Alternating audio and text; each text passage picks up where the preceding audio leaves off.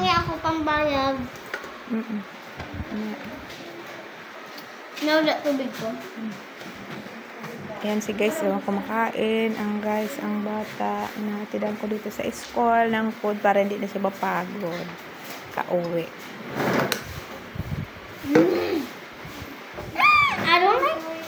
I don't like kanyang ulam. Corned beef, yes, with egg. And then, dessert niya, dragon fruit.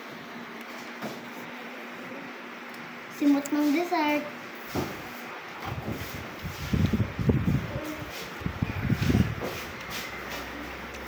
Sarap pag naman.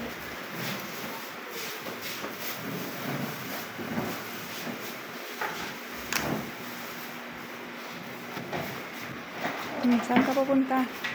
Makikijaming siya o doon sa classmate niya o doon daw siya kakain.